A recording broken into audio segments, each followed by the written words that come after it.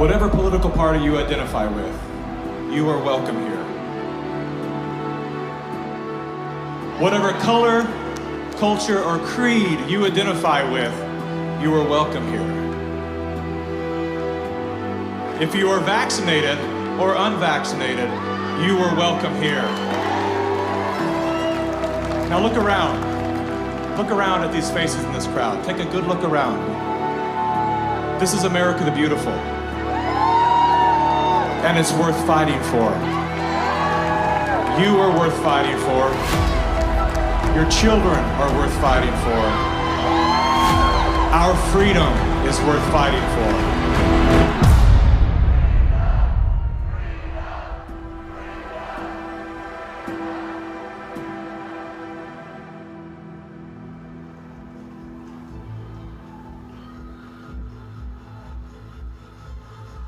My name is Mickey Willis. I'm a father, a husband, and an investigative filmmaker.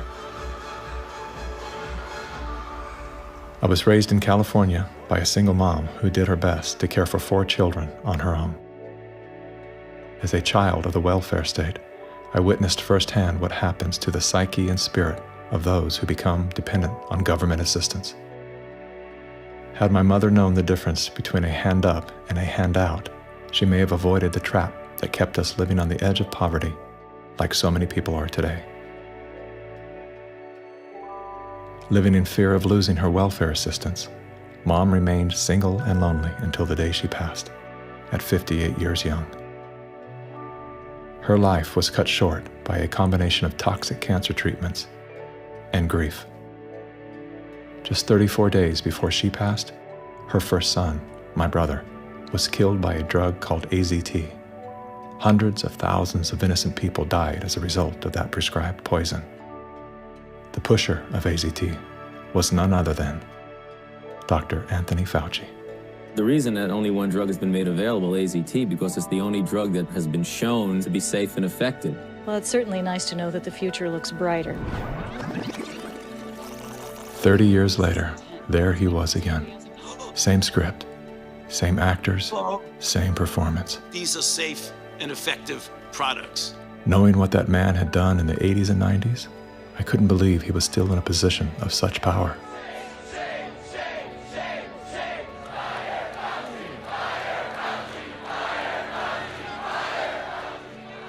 As the world descended into synchronized tyranny, I began to ask myself, how did they get everyone to go along with this? Great. Oh, it feels so good. I know. Obsessed with finding the answer, I began studying every moment in recorded history where masses of people devolved into a state of self-destruction. Down that rabbit hole was where I discovered the work of G. Edward Griffin. Gentlemen, again let me say welcome to our home. Since the 1960s, Mr. Griffin has been warning the world of the communist plot to overtake America. Yes, I know, communism. Mr. Gorbachev, tear down this wall. That thing we've all been told fell with the Berlin Wall. How do you measure such an astonishing moment in history? It was Napoleon who said, "History is a lie agreed upon." Ironically, there's no evidence that Napoleon ever said that. As we're about to discover together, much of our history has been rewritten to serve an agenda that up until recently was invisible to the average person. Average, like this guy. Everyone's talking about the necessity for change right now, particularly here in the US. Over the past few months, as a filmmaker, I've had the honor of documenting the political revolution. That was me in 2016, the year of my political awakening. Come on board the political revolution. I was touring with the Bernie Sanders campaign, creating media to help his grassroots movement grow. At that time, I knew very little about socialism and even less about democratic socialism. As it turned out, I wasn't the only one. So my Bernie bros, how do we redistribute wealth through taxation without expanding the powers of the federal government? Bernie Sanders!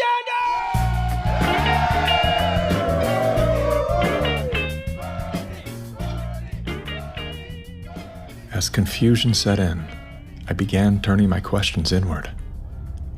Are they hypnotized? Am I hypnotized? That question, that one simple question, activated some strange sort of faith healing. Suddenly, I could see. How did I not see this before? There were so many red flags. The only solution is communist revolution. The only solution is communist revolution. The only solution is communist revolution. That's right, we need communism. That's what we need.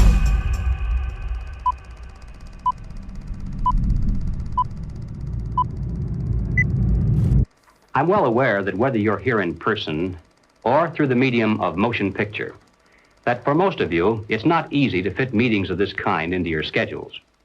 But the fact that you are here indicates that you do have an interest in the subject. So in order not to waste any of your time, let's dispense with the usual preliminaries and get right down to the business at hand. We're going to examine in quite a bit of detail the communist theory and practice of revolution, particularly as applied to the United States. Now, this will not be something dreamed up out of thin air. This will be the strategy as taught by them and advocated by them in their own manuals, in their textbooks, and in their schools. The new program of the Communist Party on this subject has this to say. The term socialism describes but the first stage of a new society that in its full development is called communism. Socialism is a transitional stage. Jim Carrey, everybody. I went out today and bought me some freedom-friendly Nikes. Yeah, that's right. As a salute to Colin Kaepernick, to Nike, congratulations on your fantastic choice. Thank you so much. Well, it's good to be back in dystopian America. The Republicans are running with the word socialism. They're trying to say... They're trying to scare people. Scare people. It's communism. It's Venezuela, Trump says. We're going to be living in Venezuela. I grew up in Canada. I'm here to tell you that this bullshit line that you get on all of the political shows from people is that it's a failure. The system is a failure in Canada. It is not a failure in Canada. I never waited for anything in my life. I chose my own doctors. My mother never paid for a prescription. It was fantastic. And I just got back from Vancouver, and I keep hearing this, like, Canadians are so nice. Canadians are so nice. They can be nice because they have health care. Because they have a government that cares about them. In Canada, the authorities say there's now a state of emergency. Riot gear swept through Canada's capital. Today, police in Ottawa used batons and pepper spray. You just trampled that lady. Look what you did to her! Medical wait times in this country are longer than ever. The cost of living just keeps climbing. There's a socialist coup unfolding in Canada, and we taxpayers are funding it. In the recent years, a lot of Canadians have been watching their once well-regarded country become what some are even calling tyrannical. A country previously hailed as the most free and democratic in the world. Now, the People's World, the official West Coast newspaper of the Communist Party, ran this rather interesting editorial. What is needed now is an effort that begins to approximate the magnitude of the problem. As a minimum, such a program should demand massive emergency action by the federal government. The federal government has invoked the Emergencies Act.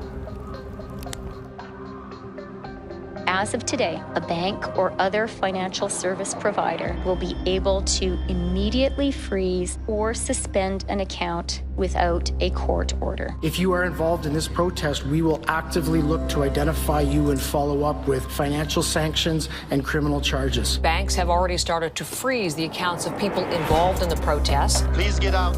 Immediately get out. Intimidating people in a church during the Passover. Unbelievable. Growing up under communist dictatorships, I have been warning Canadians that that's what's coming. I could smell it. I could see it at every corner.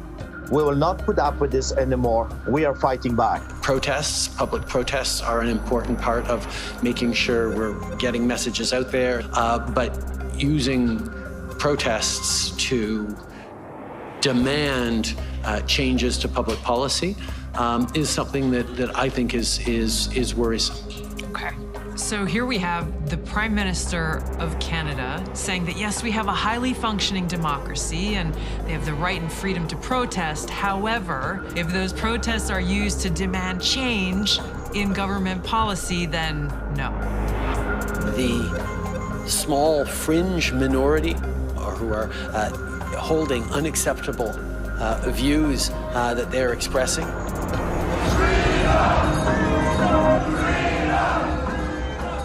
Do not represent the views of Canadians who know that following the science and stepping up to protect each other is the best way to continue to ensure our freedoms, our rights, our values as a country.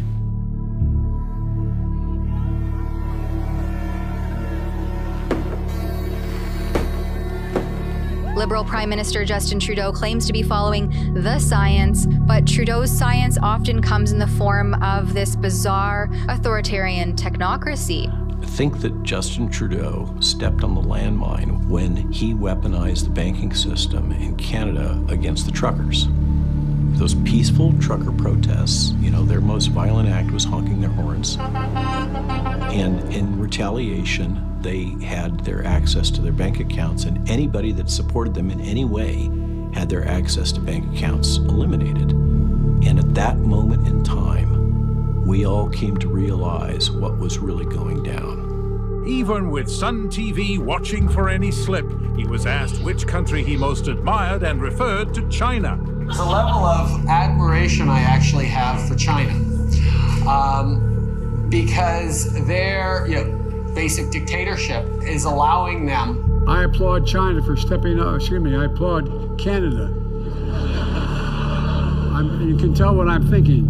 A prime minister who openly admires the Chinese basic dictatorship, who tramples on fundamental rights by persecuting and criminalizing his own citizens as terrorists just because they dared to stand up to his perverted concept of democracy, should not be allowed to speak in this house at all. Mr. Trudeau, please spare us your presence. Thank you.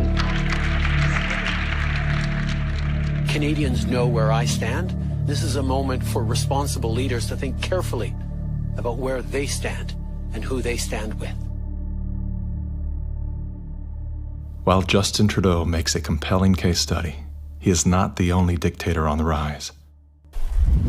Under the new rules provided by the COVID-19 emergency, many other elected leaders were empowered to show their true colors.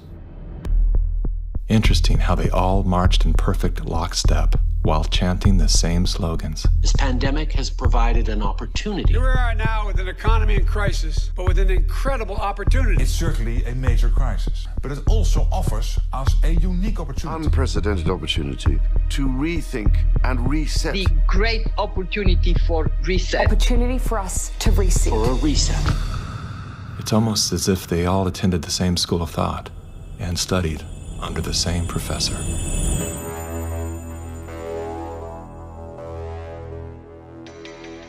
Some people would say this revolution is characterized by the fight of robots against human beings. And we will win this fight. Professor Klaus Schwab was born in 1938 in Ravensburg, Germany, where Nazi crimes against humanity were committed. His father, Eugene Wilhelm Schwab, was the managing director of Escher Weiss Ravensburg, a company that used slave labor to manufacture weapons of war for the Third Reich. While Klaus's father was at the helm, the Nazi Party awarded Escher Weiss Ravensburg the title of National Socialist Model Company. Years later, Klaus Schwab joined the board of directors at Escher Weiss Ravensburg, where he played a key role in the development of South Africa's nuclear weapons program during the darkest years of the racist apartheid regime. Today, Klaus Schwab is the founder and executive chairman of the World Economic Forum. If you'd like to meet the people who are supposed to repair the state of the world, or give a piece of your mind to the bankers who helped get us into this mess, we can tell you where to find a lot of them. The World Economic Forum. Founded in 1971, The World Economic Forum is an international private organization which receives billions of tax-free dollars from its members and their global enterprises. Every year, the WEF brings together its members with world leaders, big pharma executives, tech titans, Hollywood celebrities, media personalities, and internet influencers to meet in the secluded mountains of Davos, Switzerland. It is a tiny town folded into the Swiss Alps, a village where you could bump into Bill Clinton, Bill Gates, the head of Google, and the Queen of Jordan, all in one place. A lot of reporters cover the forum, but few get inside. It turns out there are two Davoses, one you see and one you don't. After hours, there are hundreds of private parties where deals are done.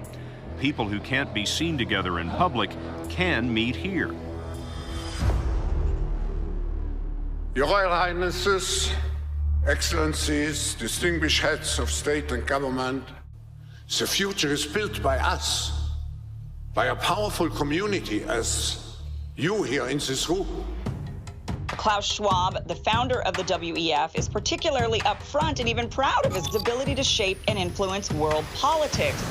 I created the community of global shapers as a means, as a force to shape our common future. And of course, their Global Young Leaders program is a grooming ground so that when they ultimately infiltrate cabinets, We penetrate the cabinets. they will likely tend to govern a certain way. Nobody will be safe if not everybody is vaccinated. The names and the countries he mentioned ended up being some of the most dystopian and authoritative during this pandemic. Names like Ms. Merkel, Vladimir Putin, and so on. Other names, Jacinda Ardern, Sebastian Kurz, Mauricio Macri, Mark Zuckerberg, Jack Ma, Gavin Newsom, Stéphane Bancel, Chelsea Clinton, Leonardo DiCaprio, Sanjay Gupta, Dr. Leana Wen, Alexander and Jonathan Soros, George Soros' sons, and several of the Rothschilds. And of course, Now, who could represent such a world better than you, Prime Minister?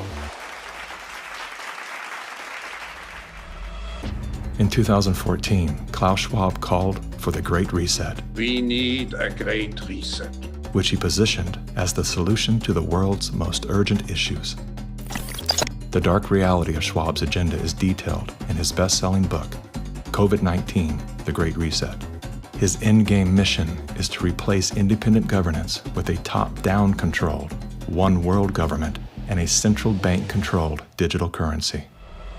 When they say, you'll be happy, what they mean is, you'll be enslaved. That's why they're talking about a great reset. That's why they're talking about introducing this quasi-communist, quasi-socialist agenda. They know we've run the course where we cannot continue down the path of the ever-increasing indebtedness because we have a generation that quite literally cannot afford to buy a house. Millions of Americans are priced out of buying a home. And so it's easy to tell that generation, we're gonna forgive your college debt. Student debt relief. And set your expectations lower. You're gonna rent forever. We're gonna celebrate the tiny house movement. We're gonna do all of these things which sound cool because they're shaping our narrative so that we become capable of expecting less. What we need to do is not expect less. We need to remove inefficiencies so we can experience more. And that's the subtle distinction that the Great Reset is missing. Like most globalists, Schwab regards communist China as a shining model of how he intends to transform the world. We now welcome His Excellency Xi Jinping. China has made significant economic and social achievements under your leadership. Chinese influence on global affairs is growing. The founder of the World Economic Forum, Klaus Schwab, says that this is what motivated the group this year to invite President Xi Jinping to deliver the keynote address in Davos. Schwab said Xi's presence was a sign of the shift from a unipolar world dominated by the United States to a more multipolar system in which rising powers like China will have a step up and play a bigger role. I think it's a role model for many countries. But we have to go one step further. It's a systemic transformation of the world. Artificial intelligence, the metaverse, synthetic biology.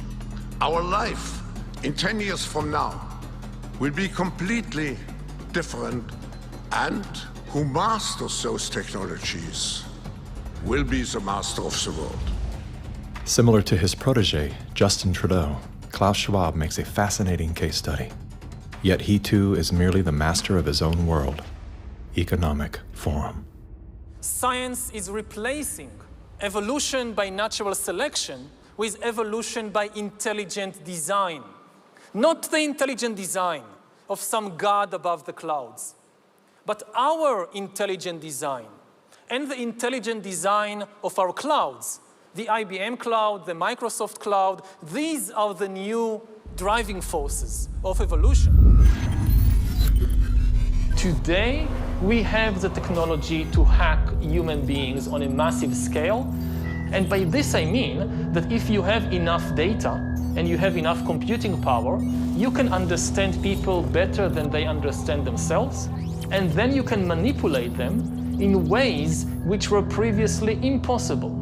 You know, the whole idea that humans have this soul or spirit and they have free will, that's over. Now, how exactly will the future masters of the planet look like? This will be decided by the people who own the data. Foreign powers can collect, store, and exploit biometric information from COVID tests. U.S. intelligence officials tell CBS News that China is trying to collect Americans' DNA in hopes of controlling the future of healthcare. China's test kits are a tool to help China compile genetic data. The Chinese aren't the only ones exploring this technology. The U.S. is working on it as well. The White House is ramping up its COVID response, announcing Americans can once again get free COVID test kits as concerns are growing over a rare... Data is the most important asset in the world. Those who control the data control the future, not just of humanity, but the future of life itself. Everywhere she goes, Yahuah YAH is followed. What she buys, how she behaves, is tracked and scored to show how responsible and trustworthy she is. It's called the social credit system. A person's reputation is scored on a scale of 350 to 950. It's big data meets Big Brother, expanding how the government monitors, understands, and ultimately controls its 1.4 billion citizens. A good score brings benefits, but people with low scores lose rights. The cinema names and shames people considered untrustworthy, plastering their details, even their addresses, across big screens. And information collectors are paid to report on their neighbors. The Supreme Court has created a blacklist for so-called bad citizens. Among them is this journalist. He got a little too close to uncovering corruption among high-profile party members. He was blacklisted. He only realized when he tried to buy a train ticket. Once you're blacklisted, you can no longer get a bank loan, start a business, buy an apartment, or even send your children to a private school. By using the mechanism of social credit, we'll be able to establish a blacklist of people. These punishments will serve as a whip to rebuild moral values. And few here are willing to criticize it, something that may pose a risk itself for a bad score and the life that comes with it. It may seem scary, but it's just like that here. We're used to it, and anyway, we don't have a choice. China wants obedient citizens. Criticism or resistance among the population is virtually non-existent. This woman's door was kicked in by police when she refused to go to quarantine. Now, these videos show rows of metal containers which are being used to house COVID-19 patients. Some of them have complained that very little food is left for them in the freezing metal boxes. Chinese government officials now installing fences in Shanghai, blocking people from leaving their homes. For some, Shanghai feels like the world's largest prison. 5分钟洗头，叫唤不起过来，你在突然之间，所有人都叫了。 How does a handful of autocrats gain total control over a population of 1.4 billion? I have 2 master degrees, one in clinical psychology, one in statistics. And at the beginning of the crisis, I started to study the statistics a little bit. The initial mathematical models and the initial statistics all had dramatically overrated the dangerousness of the virus. That was the moment when I started to think how it was possible that an entire society and an entire population was in the grip of a narrative which in many respects was blatantly wrong. After a few months it became clear to me that the only mechanism that could explain what was happening in society was what is usually referred to as mass formation.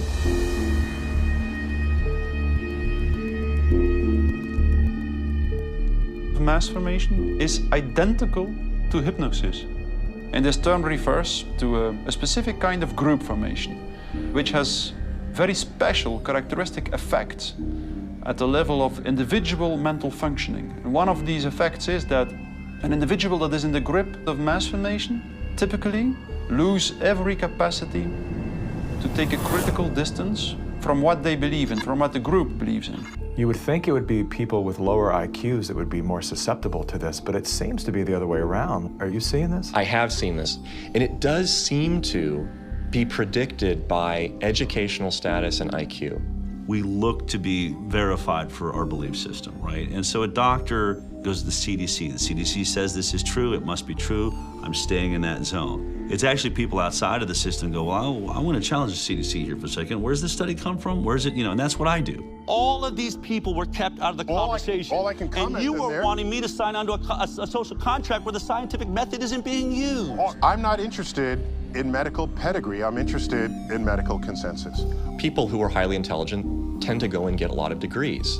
Those people have spent so many years in institutions to get those degrees that they have developed a trust and confidence in not only the educational institutions, but those that support them, which are largely government bodies. And so they start from the place of, if it's told by the university, by the government, it's probably going to be true. What I've learned about science is that it's really they're looking at like a fragment of the world, and it's all they see. It's all they're looking at. The world, they don't see the world. So I think that there's a disconnect between people who are smart and have lots of degrees with actual reality, with the lived experience of nature, of life, that you don't see with people who are actually working with their hands outdoors all of the time. A mass formation typically emerges in a society when very specific conditions are met. First and for all, the most central condition is a major part of the population needs to feel lonely.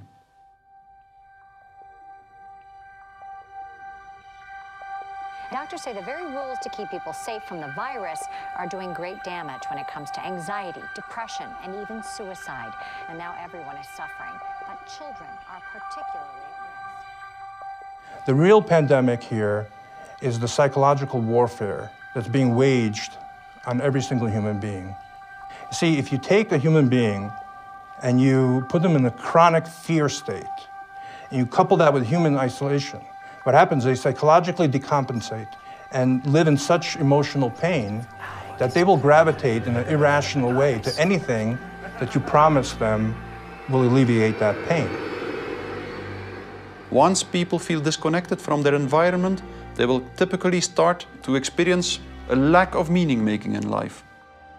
And under these conditions, if a narrative is distributed through the mass media, indicating an object of anxiety, and a strategy to deal with this object of anxiety, they suddenly, connect to one small object of fear, for instance the coronavirus, and afterwards, people don't feel lonely anymore. They feel connected again. Let me hear it if you've had the Pfizer vaccine. Let me hear it from Moderna, AstraZeneca. Let's hear it from the anti-vaxxers.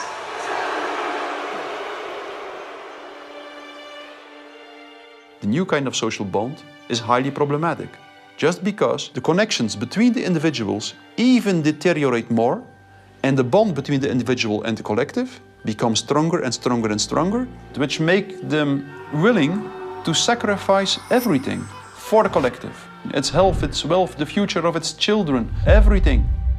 Something else that is really characteristic of individuals in mass formation is that they become radically intolerant for dissonant voices.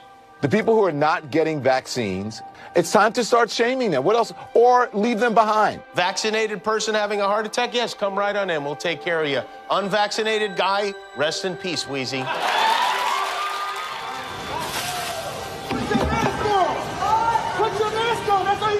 We have to stop coddling the morons who will not get the shot. Get away from me, Put it please. on. Does it bother anybody else that she doesn't have to wear a mask that we all do? When are we going to stop putting up with the idiots in this country? You're a schmuck for not wearing a mask. And just say it's mandatory to get vaccinated. Screw your freedom.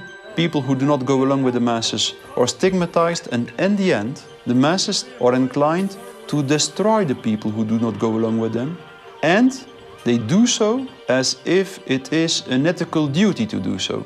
Getting good people to do bad things, harmful things, while thinking they're good things, it's a dangerous place to be because it looks great. You feel great while you're being used. They will sacrifice themselves, and they see it as a virtue because it demonstrates their complete obedience to the cult, to the group, to perform ritualistic behavior which causes them harm.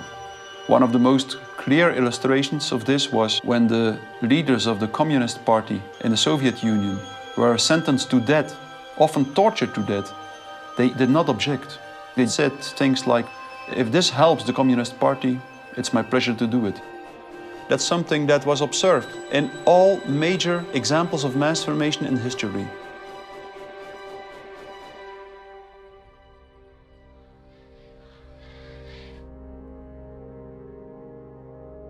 I was born in Communist China 2 years before Mao started his Cultural Revolution. So we had to be indoctrinated and chanting slogans and holding Chairman Mao's little red books to say, "Long live Chairman Mao, long live Communist Party." Inspired by Soviet Union dictators Vladimir Lenin and Joseph Stalin, China's communist leader, Mao Zedong, borrowed from the playbook of the Russian Revolution. To fight anti-communist forces, Lenin organized a military branch of his Communist Party, known as the Red Army. Following suit, Mao branded his army the Red Guards. However, Mao's soldiers were not enlisted from his military. His Red Guards were made up of high school and university students. So he used young people to start Cultural Revolution, to top down statues, burning old buildings, and demonize all religions, going after all dissident voices, and to turn all the Chinese against each other, family turn on each other, neighbors turn on each other. Chairman Mao, as he was known, was deeply influenced by Lenin's ideas on Marxism and revolution, and often praised Stalin as a great leader. He started his Great Leap Forward campaign in the 50s and killed 2 million landlord owners. 40 million to 60 million people estimated starving to death. The people were trading their children's dead bodies to eat, to survive. Cannibalism was everywhere. Through war, torture, execution, and famine, Chairman Mao caused the death of 80 million innocent people, making him the deadliest dictator of all time. China shaved the heads of women, put them all in unattractive asexual clothes, did the same thing for the men. This technique has been used in the 20th century by every totalitarian regime. The Mao wanted to create a genderless society. That's why girls like me could not wear beautiful clothes and could not do makeup. We have to just look like boys, unisex, no gender. They asexualize the population so that there's no more desire, no more bipolarity of male and female. Everybody looks like an automaton. And then what do? Rather than turning towards one another, they turn towards the state. So the only thing left for me, a child, to believe in is communism. And Mao was the new God.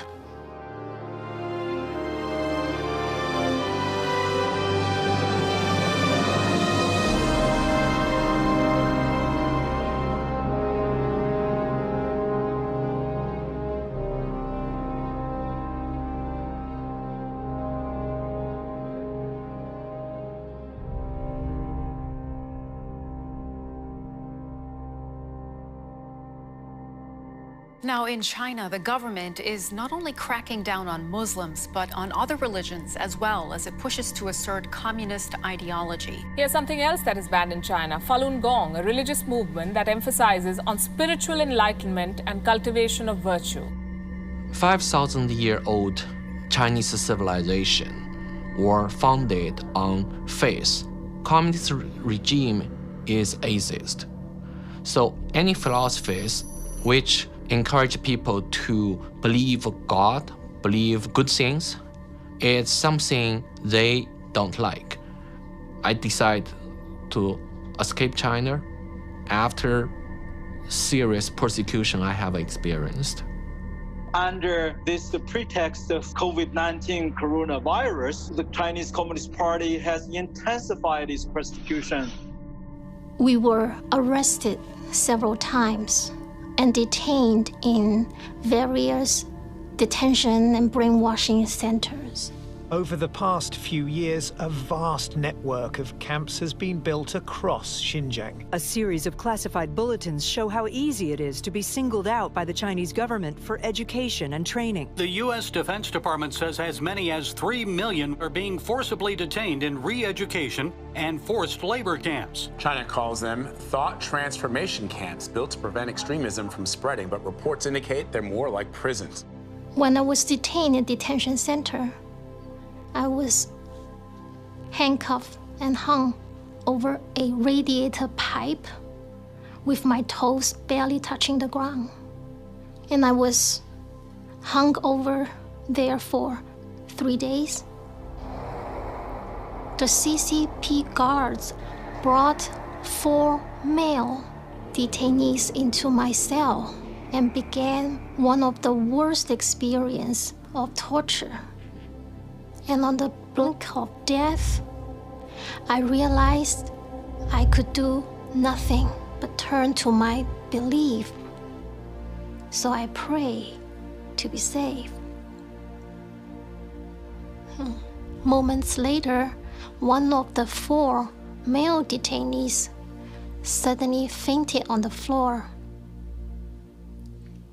which interrupted the torture.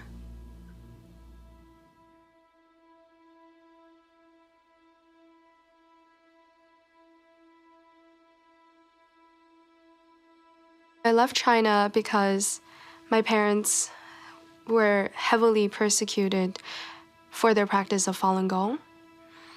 From age 1 to age 5, my grandparents were taking care of me because my parents, they were always inside some dark cells being tortured. My first clear memory of my mother, I was brought to a brainwashing center and saw her being tied up to a chair with like people behind her guarding her, and she had a very thick plastic tube inserted into her nose, and she was being force-fed at the time. She just looked like she was in so much pain, and I was 5 at the time. It's just very traumatizing.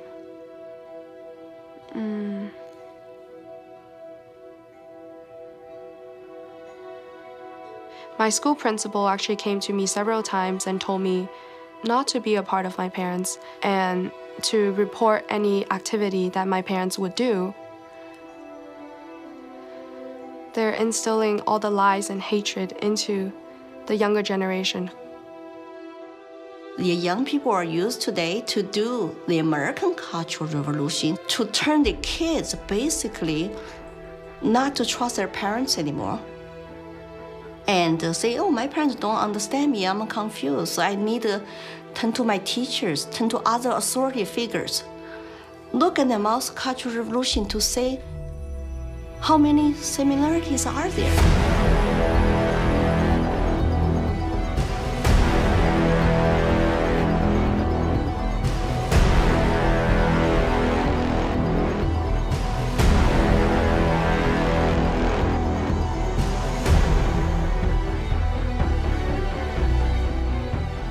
Communism will win. That's not a joke. That will happen. You are happy with what was happening in the USSR between 1917... We make a critique of it. That's what we're Maoists.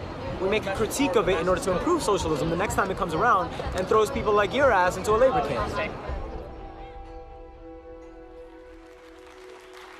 Yesterday, I asked ChatGPT, are there any similarities between today's woke revolution and Chairman Mao's Cultural Revolution of the 1960s? And it wrote back, how long do you have? We recognize that government is absolutely necessary for an orderly society.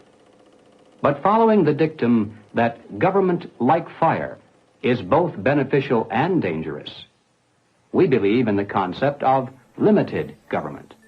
And we believe that the constitutional republic created by our founding fathers is the best form of limited government that has yet been devised by man. A republic is a limited democracy. It's a form of government based upon the principle of limited majority rule. Limited so that the minority, even a minority of one, can be protected against the whims and passions of the majority. Now, democracy is a form of government based upon the principle of majority rule. It's easy to understand, easy to sell to the masses, and, I might add, deadly. The fathers of philosophy, Socrates, Plato, and Aristotle, were all staunch critics of democracy. History's greatest minds all observed that even a well-intended democracy can breed deception, division, and ultimately total control by the state. Aristotle wrote that democracy is not just the rule of the majority. Democracy is a system in which the majority is in charge, respecting the basic elementary rights and principles of minorities. If not, democracy becomes a tyranny of the majority. Socrates himself became a victim of this very process. He was sentenced to death by a majority vote for protesting the rights and protections of the minority. This country was founded on the principle that the individual is sovereign over the institution of government. And it's about a philosophy of governance that says that you are a free individual, or a philosophy of governance that says you're serf and you're subject. We have inalienable rights just by virtue of being human. And so their primary responsibility as the government is to protect those rights. These aren't rules to govern me, they're rules to govern the government. Like what you are and are not allowed to do to me. We are a constitutional republic with a representative democracy, so people do vote, but we have a separation of powers. So if you majority vote to eat you for lunch, the Supreme Court can say, no, you cannot. And how do you protect the minority from the majority? You write down a set of rules on a piece of paper. You say, this we can do, that we cannot. At the top of the paper, you write the word Constitution. And then everyone agrees to follow the rules no matter what the temptation. And when you're finished, you've created a constitutional republic. It was Thomas Jefferson who said, "The republic is the only form of government which is not eternally at open or secret war with the rights of mankind." Now, we hear a lot of talk today about right-wingers, left-wingers, extremists, and moderates. The political spectrum concept, if it has any meaning at all, is a measurement scale showing all the variations in government. Now, the extremists at the zero end would be those who advocate no government at all, the anarchists. The extremists at the other end would be those who advocate total government. And who are they? Well, the communists, of course, but also the Nazis, the fascists. No matter what they may call themselves, if they advocate total government control over the people, they are all, by definition, totalitarians. The debate is not between conservatives and liberals. It goes back in history long before those words were ever invented.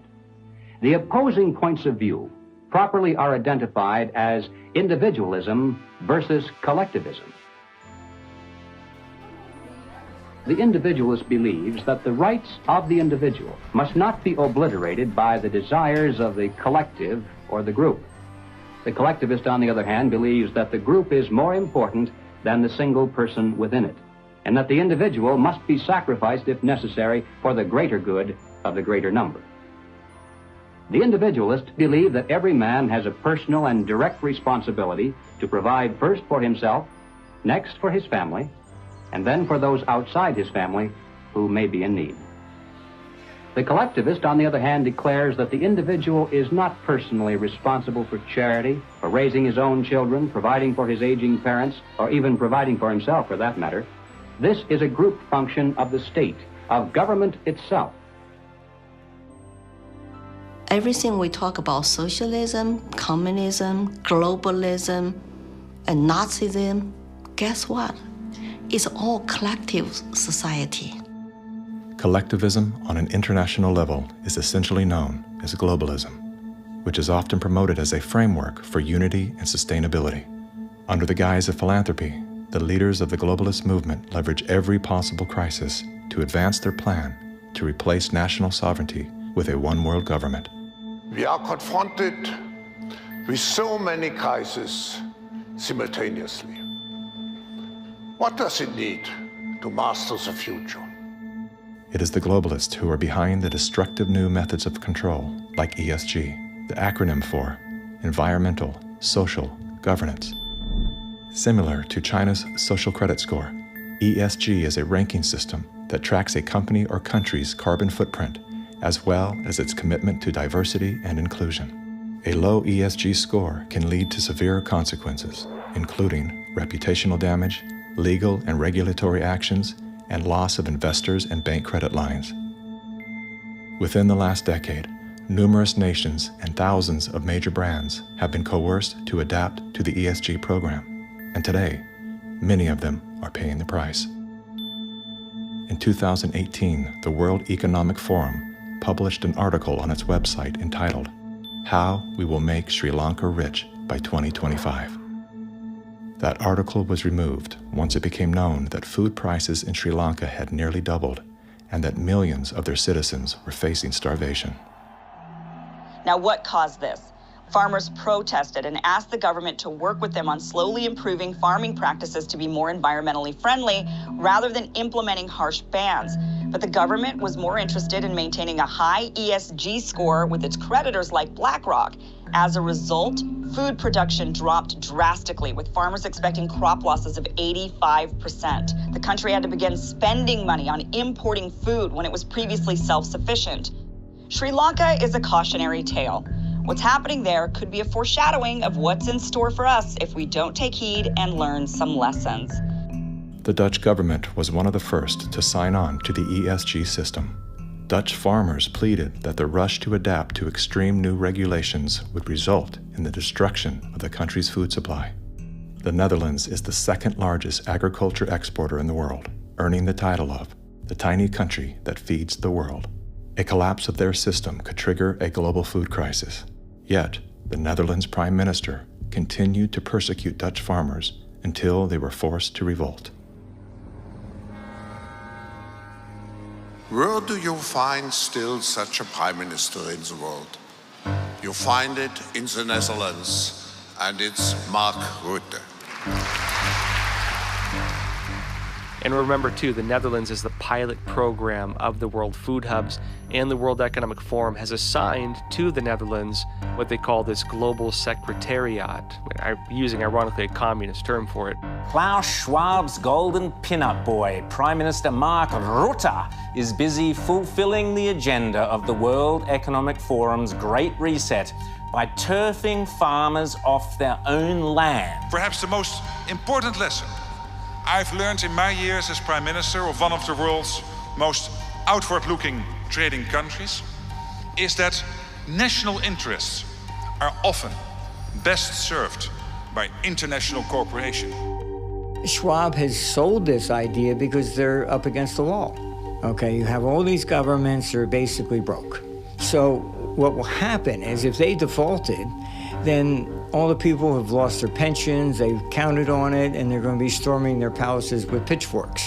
Schwab has sold the idea that, well, we go towards Marxism and you can still retain power. None of these net zero climate schemes work without massively disrupting or even destroying the lives of the little people. If you think about what created wealthy people wealthy throughout the many years of our human history, it was the ownership of land. And you have governments right now that are looking to take ownership of real estate, and it's happening everywhere. And you have this movement of individuals kind of going like, hey, like people should never profit off of real estate. And unfortunately, that ideology is what the government is using to take control. If we look at data from 2001 to 2015, there is a slow and steady trend towards more corporations owning single-family homes, apartments, office spaces, and less individuals actually owning real estate. Blackstone Group actually recently raised a record of $50 billion to take homes from American families.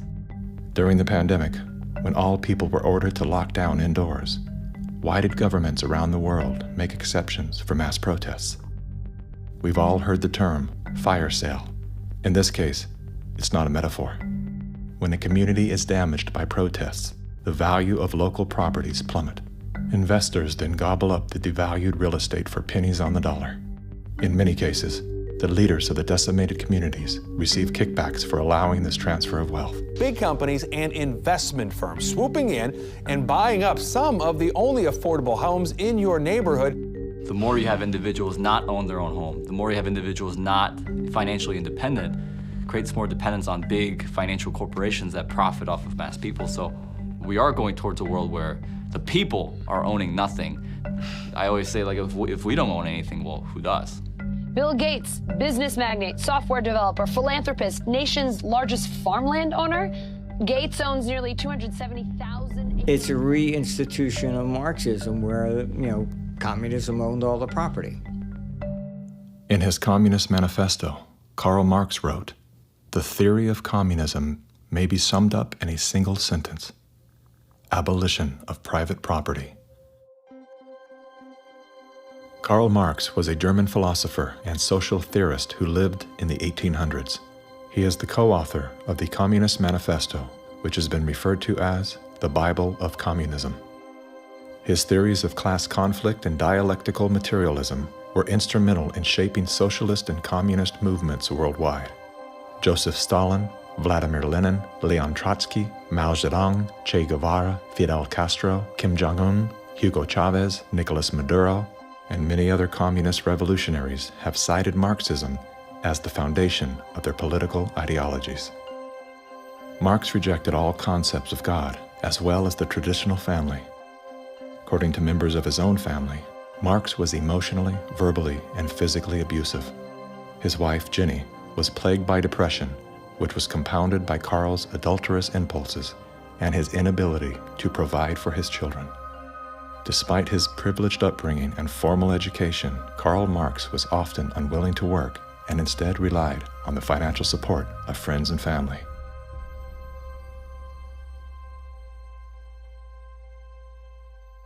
In 1943, the following directive was issued from party headquarters to all communists in the United States. It read, "When certain obstructionists become too irritating, label them as fascist or Nazi or anti-Semitic. In the public mind, constantly associate those who oppose us with those names which already have a bad smell. The association will, after enough repetition, become fact in the public mind." The founding fathers were racist, misogynist, fascist political party, radicals on the far right, anti-Semitic, xenophobic, transphobic, Uncle Tom's white supremacist, domestic terrorist, neo-Nazi organizer, Nazis. You are an anti-vaxxer. Anti-vaxxers, racist. Name calling is their #1 bullying tactic, and they apply it unremittingly to anyone who questions their dogma or says something they find unacceptable or offensive. Part of the system. As early as 1928, the communists declared that the racial differences among our people constituted the weakest and most vulnerable point in our social fabric. By constantly probing and straining at this one spot, they calculated that eventually the cloth could be torn apart and that Americans could be divided, weakened, and perhaps even set against each other in open combat. They said in no unmistakable terms that the Negro people, because of their social status and their predominant working class composition, offered greater revolutionary possibilities than any other cross-section of the population. How do we get out of this mess? Revolution, nothing less. Revolution, nothing less. Revolution, nothing less. Revolution, nothing less. Revolution, nothing less. The communists call not only for extensive chaos within the cities, the plan is for raging fires from one city to the next. The average American, they say, soft and decadent, when he sees billows of black smoke rising from one horizon to the other, when at night the only light he has to see by is the flickering red from flames leaping into the sky, he'll become paralyzed with fear and panic and do nothing to interfere with the guerrilla bands as they strike at the community's power centers. To justify violence, they have to be able to claim that they're liberating people. And if people are to be liberated, then it's necessary to go through the motions, at least, of pretending that they have a right to form a nation of their own.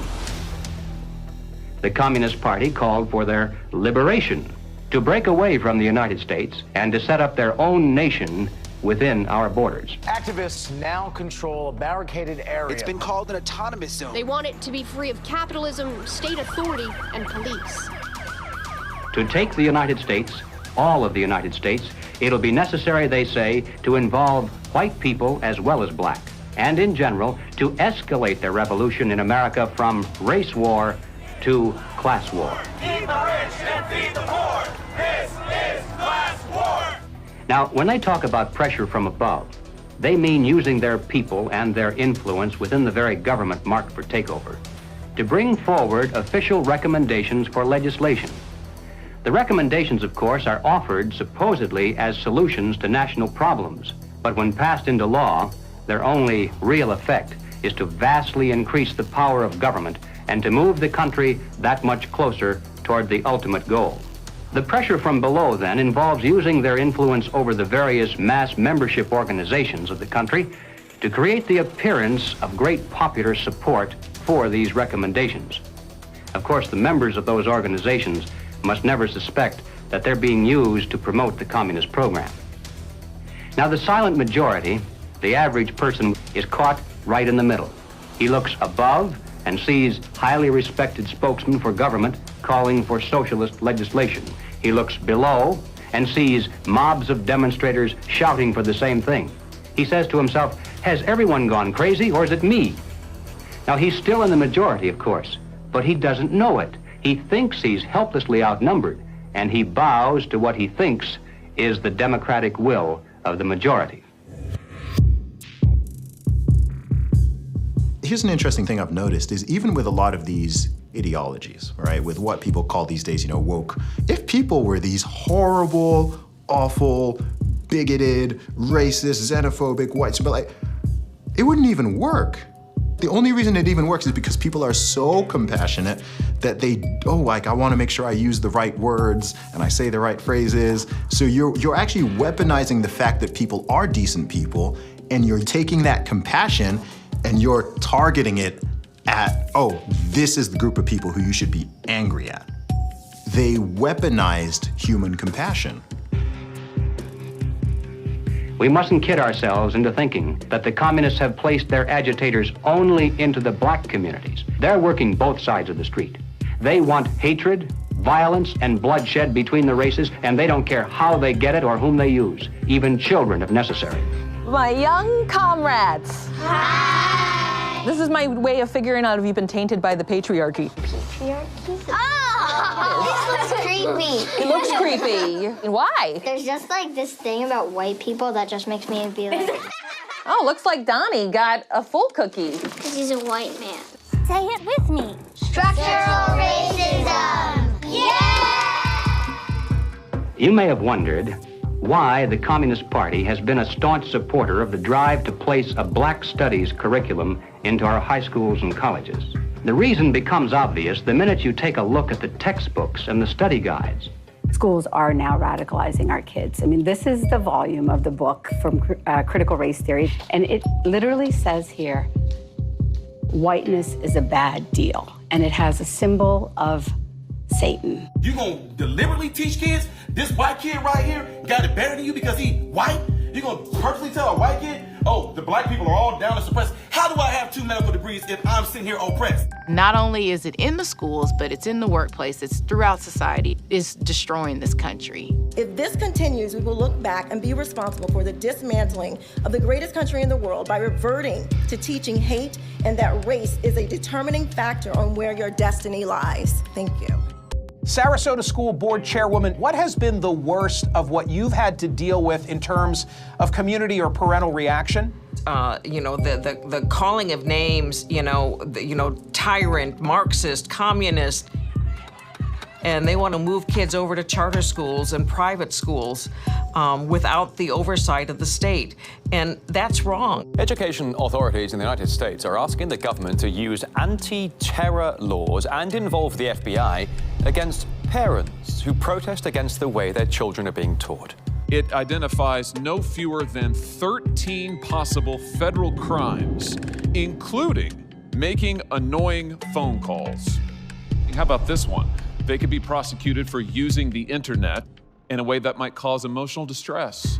Over the weekend, Democrats voted to ban gendered language in House rules. And that means no more terms like father or mother. Is the administration's official policy to replace the term woman with birthing people? Black birthing people. Black birthing people. Black and indigenous birthing people. You shifted in places from using the term mother to birthing people. Again, if we're trying to be precise in the language that's used. Mom's a pretty good word. I'm not a birth person, I'm a mother. Can you provide a definition for the word woman? Can I provide a definition? No. Yeah. I can't. You can't? Not in this context. So I'm not a biologist. The meaning of the word woman is so unclear and controversial that you can't give me a definition? Do you believe then that men can become pregnant and have abortions? Yes. Literally everything that was fought for women's rights is going straight down the drain. This environment that has been created and corrupted and manipulated does not respect women, does not respect children, does not respect men. It cares nothing for family. So that's why they have to attack mother and remove father, because she's gonna protect that child, he's gonna protect that woman, and they both are gonna protect society. Good evening. Good evening. Thank you very much. Thank you for your service. When you talk about a parent-child relationship, you're talking about something primal that is in the heart of the liberal, not the Marxist, that's in the heart of the person who's conservative. And they're pushing the boundaries on something that they cannot control. Washington State is on track to lawfully take gender dysphoric children away from parents who oppose transitioning treatment. That is against the Constitution. The only time a parent loses their rights is if there's an extreme circumstance. It's severing the bond between the parent and the child. What they're doing is they're dividing families to take control of the children. The biggest offense against communism is the nuclear family. In Chapter 2 of his Communist Manifesto, Karl Marx wrote, "Abolition of the family. The bourgeois family will vanish as a matter of course." We're here today to represent the millions of Black Americans who disagree with the Black Lives Matter movement. If you go to Black Lives Matter website, it says that we disrupt the nuclear family. That's my wife. This is our 4 children. Why would you disrupt the nuclear family? Because the real objective is to remove the family as a possible alternate source of guidance and support. All totalitarian regimes strive to destroy the close-knit family in order to remove any loyalties that might be higher than to the state itself. I have seen over the years in my practice a steady decline in the expression of healthy masculinity and healthy femininity. The separation between the male and the female is almost complete now. And it's due specifically to the ongoing attacks against masculinity and the degradation of femininity. And if our family structure is lost in the next generation, what do we have left? We're just a bunch of listless individuals living our lives out virtually behind a computer screen and following the orders of the government. Maybe it's because I came in the movement at 17 and a half, so I have just a knack for knowing how to organize young people I was at the art publications table today, and I was speaking to this young person, and he grabbed the book, and he said, it's like Mal's Red Book. And I was like, man, that's what I was thinking. And it was just really cool to hear him make that connection. I was like, how about you buy like 10 to 15 of these books, and you all have like a youth organizing group where you talk about it, and you really try to engage this. We need to build off of this. We actually do have an ideological frame. Myself and Alicia in particular, we are trained Marxists. I do believe in Marxism. It's a philosophy that I learned really early on in my organizing career. Investigations into the Black Lives Matter organization has revealed links to groups that are pro-communist China. The self-proclaimed Marxist Black Lives Matter co-founder Alicia Garza also owns the Black Futures Lab project. Yet, all would be lost for the Black Future Lab if not for the Chinese Progressive Association. Donations to the Black Futures Lab don't go directly to the foundation itself. The Chinese Progressive Association gets them instead. Through forensic investigations, we now know that the 2020 BLM fiery but mostly peaceful protests were organized and partially funded through a network of pro-communist organizations. One of the groups is US-based Liberation Road, which was founded by a faction of the Communist Party of Vietnam. Liberation Road is allied with the new communist movement and has direct ties to the Chinese Communist Party. The San Francisco-based, communist-rooted Chinese Progressive Association formed a sister company called Asians for Black Lives to serve as a bridge between BLM and the Chinese Communist Party.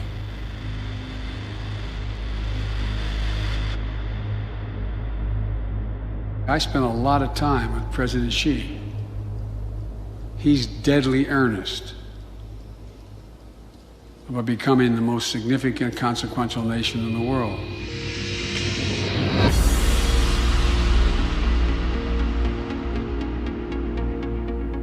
When we speak of China, it's important to distinguish between the people and their oppressive government. And while the Communist Party of China is undoubtedly America's greatest foreign adversary, it's crucial to recognize that the most urgent threat to the future of the United States resides within its own borders. We're so used to thinking in terms of the old-fashioned concepts of warfare, we fail to realize that the favorite weapons of communist conquest are instead propaganda. Do you know who the greatest propagator of disinformation in the history of the world is? The U.S. government.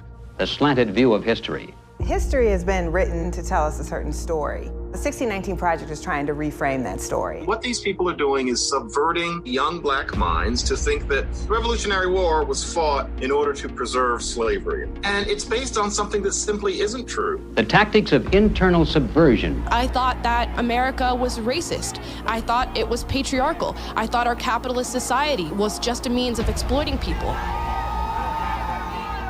And I thought all these things because that is what I was told. The preaching of hatred to incite civil disorder. I want to tell you, Kavanaugh, you have released the whirlwind, and you will pay the price. A California man is facing federal charges for the attempted murder of Supreme Court Justice Brett Kavanaugh. Treason, blackmail, the smear. This is the first time Assange is being questioned over the rape allegations. The LA Times ran an article calling Larry Elder a black white supremacist. All committed by soldiers who wear no uniform and who claim to be loyal citizens of the target country marked for conquest from within.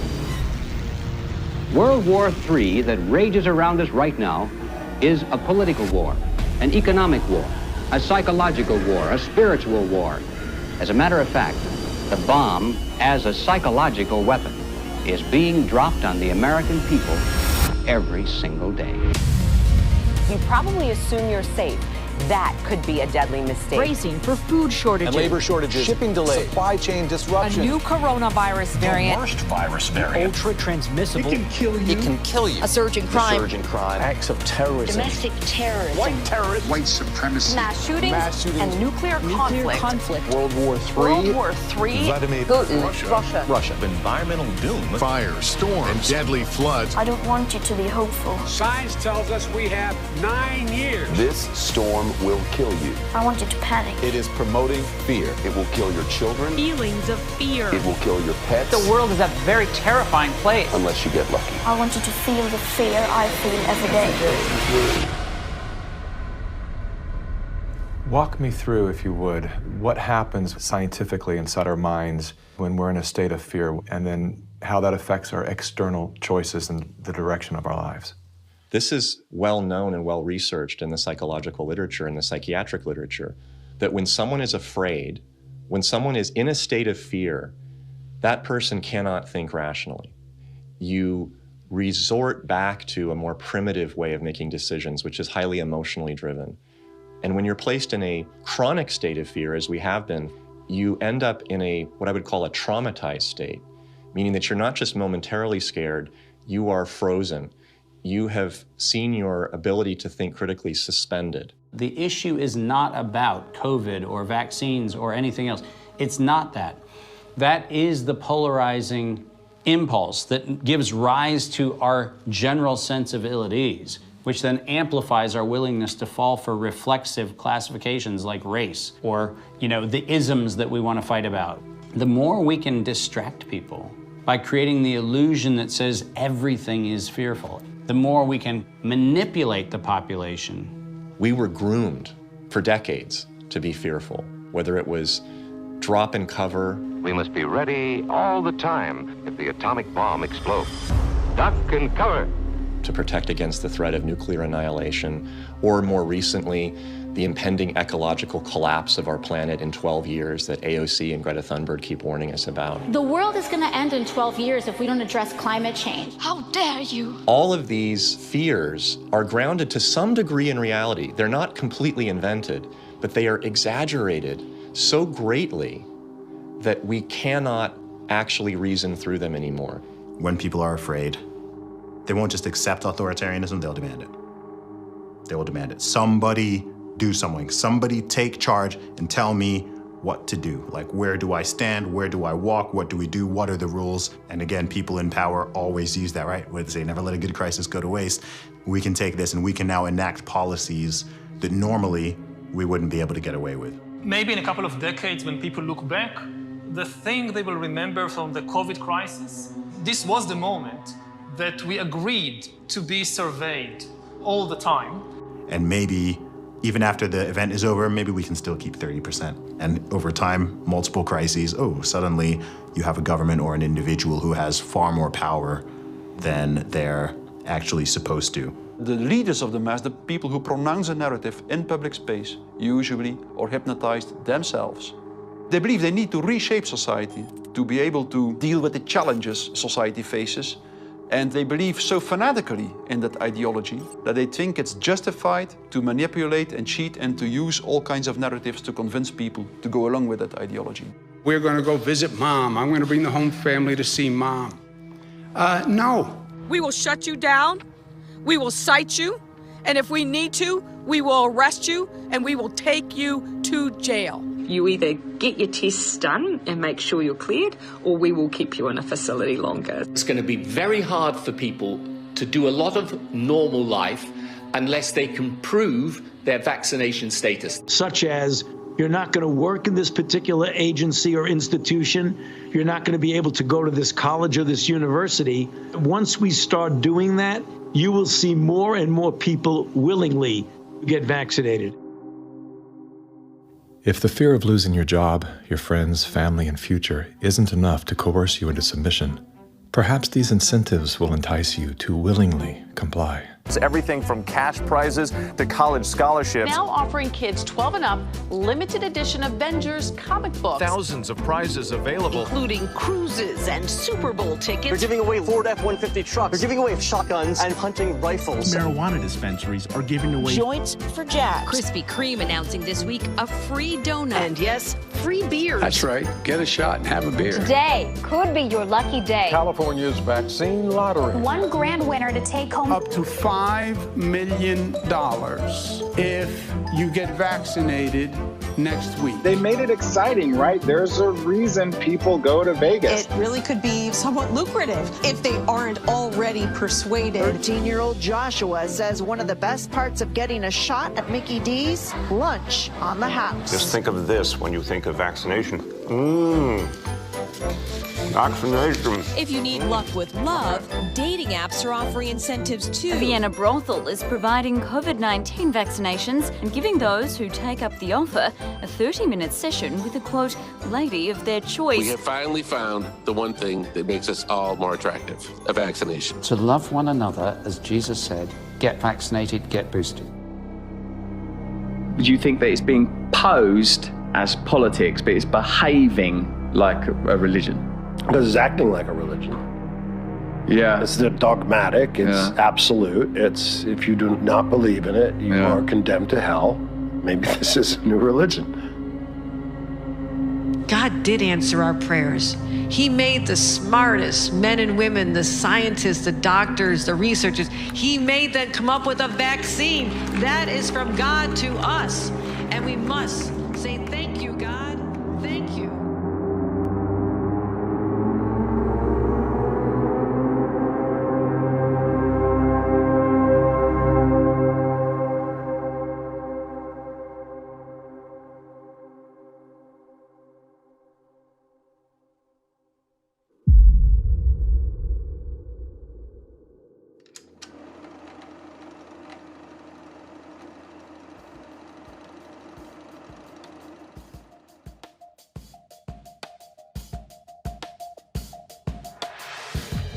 There was a time, and not too long ago, I think, when we could have pulled ourselves out of this without too great a sacrifice on the part of anyone. But we didn't. Instead, we slept. Everywhere I look, I see men and women who know that communists are making headway in this country. They know that something must be done and that someone must stand up to them. But they themselves do nothing. They remain silent because they're afraid that if they speak out, it'll be bad for business. They may lose a client. They may even lose their jobs. Or perhaps they're receiving a regular government check and already are too dependent upon some of the very people and programs they know they should oppose. We have now passed the point of painless solutions and parlor patriotism. Well, all right, so what do we do about it? What are the countermeasures that need to be taken? And where do we begin? Before we finally win this battle, and I should hasten to say that there's no doubt in my mind that we're going to win. I'm increasingly convinced of this. But before we finally do see victory, we must carry the truth to every man, woman, and child in America. I have no idea of what each of you is going to do in the critical days that lie ahead. It may be much, it may be little, it may be nothing at all. I don't know. Only you can answer that question. But ladies and gentlemen, whatever it is you decide to do for your country, do it soon. Do it now. Every minute that you delay further will add dearly to the price of ultimate victory. Mr. Griffin, that was over 50 years ago. Where are we now? Hearing that phrase after all these years is kind of a shocker because I didn't realize really at the time how accurate it was going to be. But we're in the middle of it now, and so the ultimate victory is still ahead of us. How did you know way back then what would be happening today? It's a long story, of course, but I did take a fascinating tour of the Communist Bookstore in Los Angeles when I was very, very young. I was working for an insurance company. I was Mr. Corporate America, you know. That was the period when the hippie, image was pretty popular, and a lot of these guys in that bookstore were in that uniform. And I think they felt I was a potential recruit, Yes, we've always been quite willing to talk about We'll talk about socialism anywhere, in the streets or in the Senate, anywhere, They're a communist faction making a big power play for SDS. Is there any communists back here? I guess there is. Yes, they are communists, and yet our nation seems unconcerned. Many newspapers, television commentators, and educators call these young revolutionaries dissidents. But are these voices voices of mere dissent, of mere student unrest, or of sedition and revolution?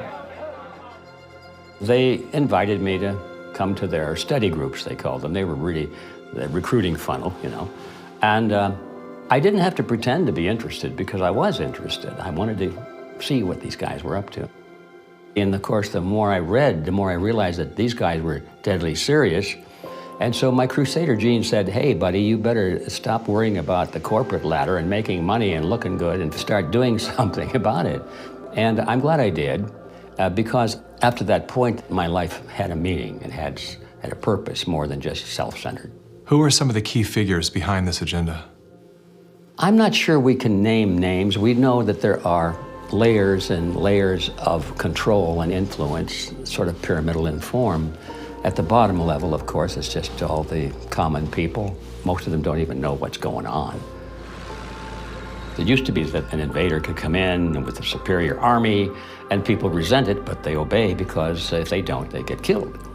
Now, if they want to conquer people in this environment, they have to do it through the mind. And of course, today, after all the technology that we have, and the control over the communications and the images and the school system and the media, they have absolute control over the funnel of information that comes to the average person. And the average person, if they're not aware that there's a real war going on for their mind, they will be helpless. And as long as people are on the edge of fear, they're willing to give up their liberties and pay lots and lots in taxes. A tax on carbon. And as I passed through that idea that, in my view, the enemy is in a category called collectivism. And that's the word that applies to all of these things: socialism, communism, fascism, Nazism. All of these things are merely variants of collectivism. That is the philosophy based on the assumption that the group is more important than the individual, and that the individual must be sacrificed if necessary for the greater good of the greater number. That's the trick. You're doing this for society. Obviously, you don't like to tell people what to do, but sometimes for the good of society, that's necessary. We have to start doing things for the greater good of society, and not for idiots who think that they can do their own research. But it's not about me and my rights to choose. It's about how I love my neighbor. You are not doing this for yourself. If you are at all like me, your own health, your own risk is not a big rational driver of all of your actions. They trick us into thinking that if you act in your own self-interest, that somehow you are selfish. And nothing could be further from the truth. Those of us who've discovered this trick long ago, we realize that enlightened self-interest comes into play. If you are acting out of self-interest, you soon discover that the best way to benefit yourself is to help other people. It does come back. The question is, how do we turn the ship around? I think that the path to political hell in America has been voting for the lesser of two evils.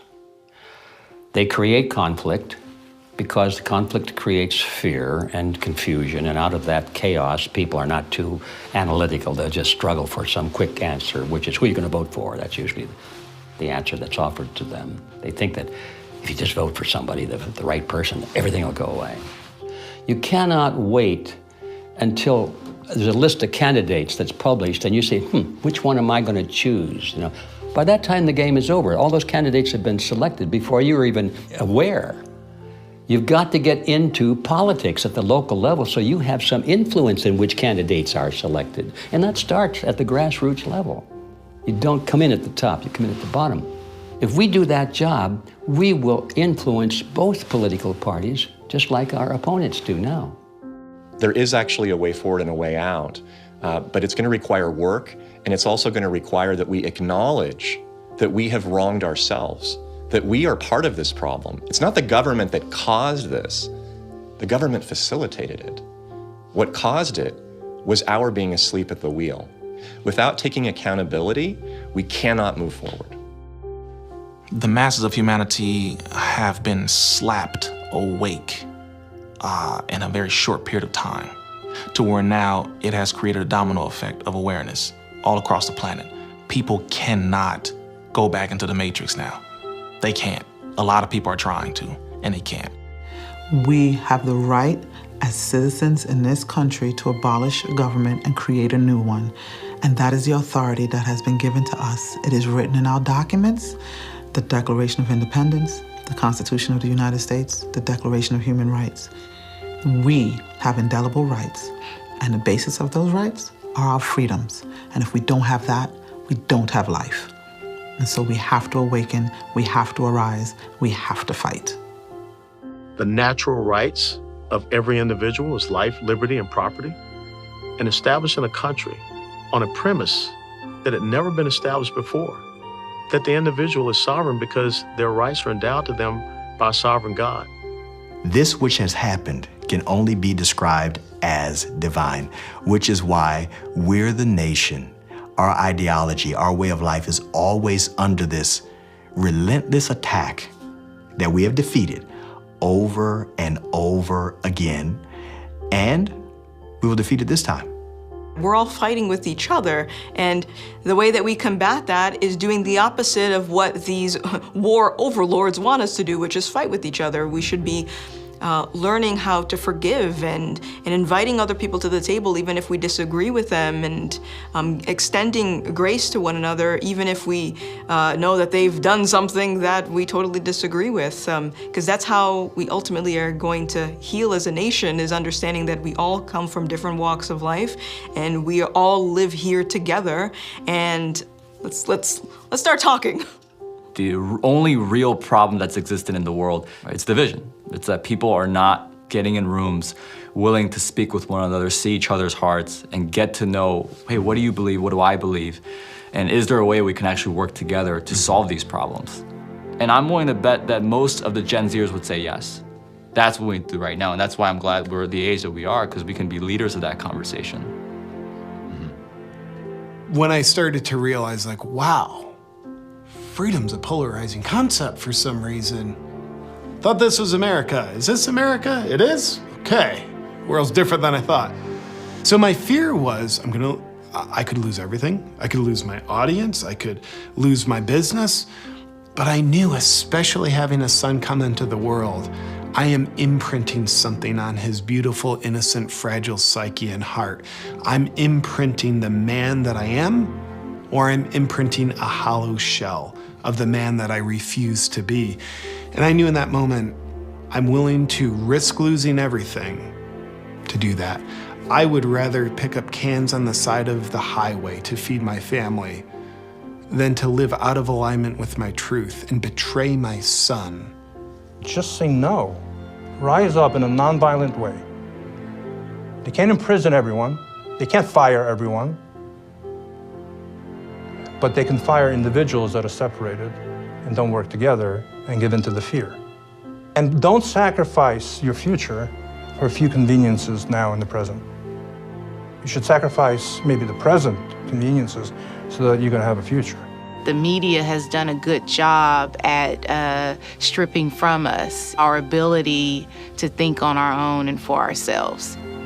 If we can get back to that, I think that we can build a stronger America. In my opinion, the first step you have to take is you have to get out from under the control mechanisms.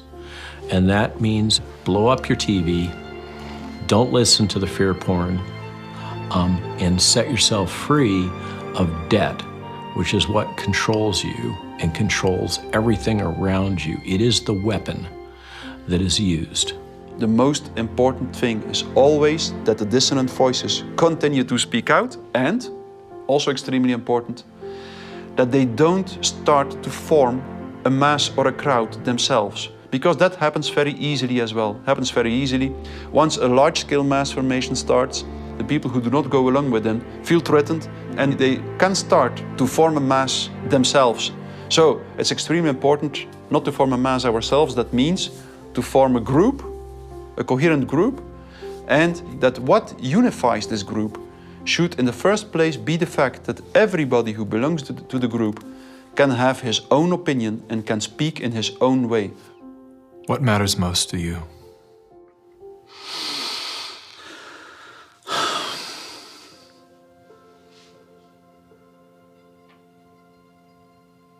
I think what matters most to me is freedom. Freedom. I want as little laws as necessary to keep us from killing each other. I mean, I get it. There's crazy people out there. We have to find a balance. In the end, I want my children to live in a world where they're free to dream, to take risks, to fail, to succeed. Hardship strengthens us. We wouldn't have had the American Revolution and the beta model for the American Constitution, the beta model of a republic in the modern world, unless the tyranny of King George had been unbearable. All the good things in life usually are a result of some kind of a rebound against something that's very not good at all, very painful. I mean, I think about if someone had jumped in there and taken away my failures. I can't do what I'm doing now if someone had kept me from really hurting, really learning lessons that were hard to learn so that I would never make that mistake again. In a philosophical sense, we should be thankful for this movement that's happening, in spite of the fact that it's tragedy and it's hurting people and all that, but without it, we might just go right along in that pot and be boiled in time. But now the frog is jumping out, and we have a chance coming up here now to create a new vision, and it's going to be great. It's a bit cynical, but it is in the end good news that mass formation and totalitarianism always destroys itself in a relatively short time span. And the most important thing, of course, is that you have to make sure that the system does not destroy you before it destroys itself. Throughout history, it was always the very small minority. History has always been written by the 1% of the population.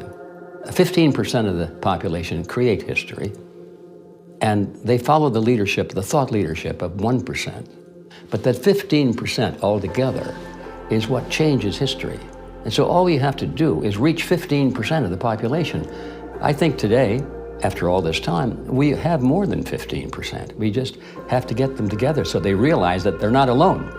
And that's our task right now. I don't think our societies have taken the moment to look up and actually see and appreciate how much progress has been made in the past century. On so many different levels, we have made incredible progress. Like, what we've got here is actually great. It's imperfect, and we should still be making tweaks carefully to try to make it better. And I think that's where so much of that self-hatred or hatred of the nation or hatred of the other or whatever comes from, this lack of perspective and gratitude and inability to take a moment, chill out on the activism and go, wait, actually, okay, we've achieved a very unique and special point in history, and let's be careful with that. On that note, as Sure. a man who's traveled the world, have you experienced any nation that has course-corrected beyond their sins more than the U.S. has? No. It's sad to see Americans who live in a free country, born as Americans, and do not recognize their privileges. You are born American, a free country. You never suffered a starvation. And you need to go to other countries to find out why all the immigrants, millions of them, want to come here. What is happening in our backyard today, I experienced as an 11-year-old. I remember vividly all the promises that a guy named Castro gave and how 99% of the people swallowed the pill. He was gonna save Cuba. I remember how he promised to the farmers, to the Guajiros, that you're gonna own the land. I remember all the promises that we hear today about free education and free health care and free land. And my God, no freedom. The defectors here that are speaking out against the Communist Party in China are risking their lives. And Our government is not interested in listening to them or helping them in any way.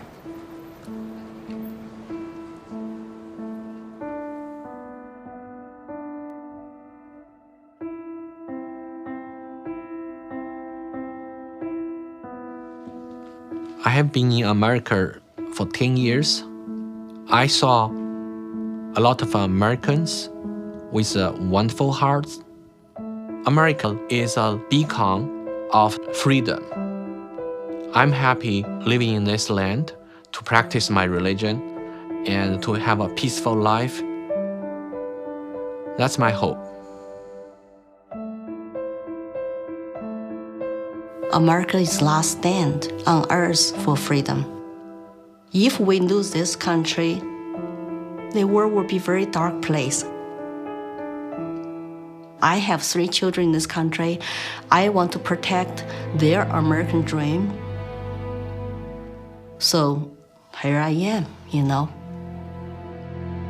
I've noticed that every time you speak about America, your eyes fill with tears.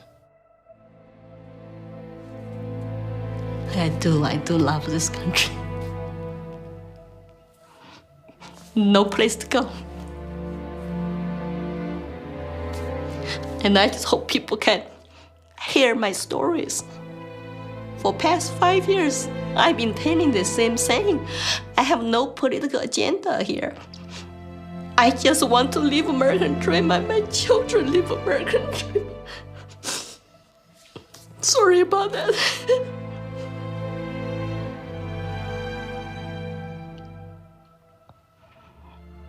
It's time to ask questions.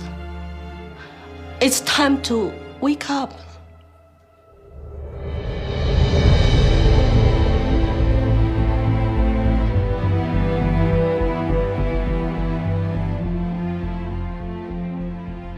We've been brought together in this moment to face the urgent choice between dehumanization and rehumanization. Dehumanization requires us to do nothing. Nothing other than to allow that process to continue to the point of no return. Rehumanization, on the other hand, requires action. One action: to remember. To remember what we knew as children, when everything was possible, before our attention was captured, before the conditioning set in, before our nature was denied. There's nothing new we have to learn. All we have to do is to remember. And then take the hand of that memory and go out and stand on ground. Not concrete, not asphalt. Stand on ground and see if you can feel the heartbeat of a universe that conspired to give you life, so you once again can feel the joy of being completely human.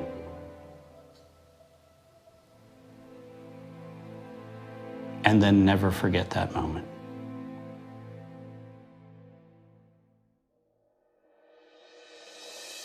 This is the moment for us to activate our innate ability to create solutions.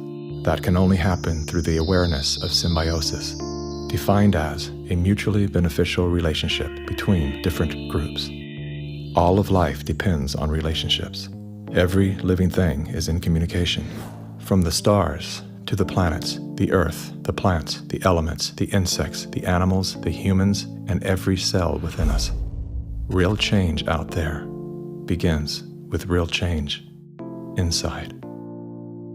As Americans today, we are truly a privileged people in a privileged land. But with our blessings come responsibilities, and with responsibilities come risks. The challenge of our time is that we must accept both the responsibilities of our blessings and the risks involved in defending them for ourselves and for future generations. And we must do this without hesitation if we are to be worthy benefactors of that precious heritage of freedom passed on to us through the epic sacrifices of those who have gone before. Now, that is not flag waving, and it is not cliched patriotism. as a simple statement of the obligations of citizenship in this glorious land, our land, which with God's help we shall preserve.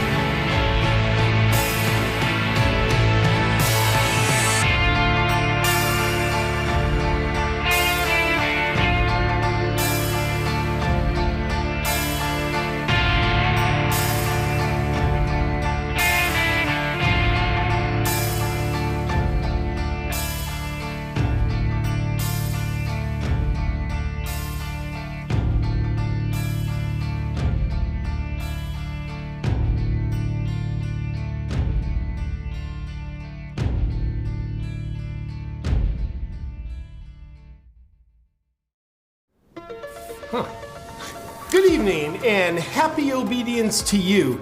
Our top story tonight: why are young people dying suddenly all the time?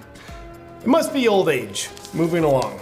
In other news, the nation continues to be plagued by dangerous conspiracy theorists who are spreading baseless, false claims that there's something called natural immunity. While there's certainly no science to substantiate this harmful misinformation, the conspiracy theorists believe what they call God just gave them this alleged natural immunity. These extremists with a lion-like mentality are being rather non-compliant with our pharmaceutical business plan, and that's not good for anybody, especially our shareholders. So don't be a moron, and for God's sakes, please don't be a lion. We at the establishment would like to cordially invite you to feel afraid so you can increase your levels of obedience with our extremely well-tested, safe and effective route of immunity.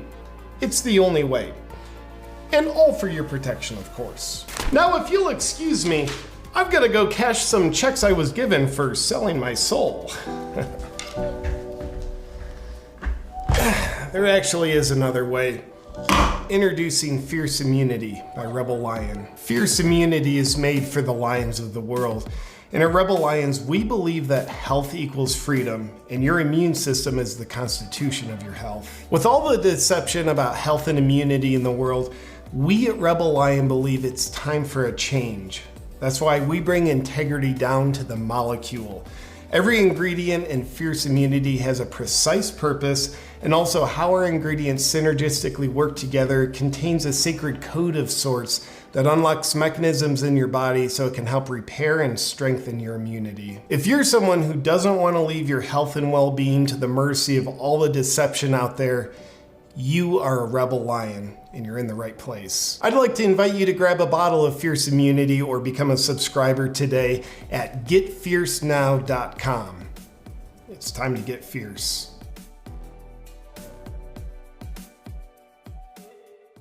Very soon, the US dollar could be facing a collapse. The global trend to de-dollarize certainly continues. Those of you who are holding dollars, you surely might go into losses.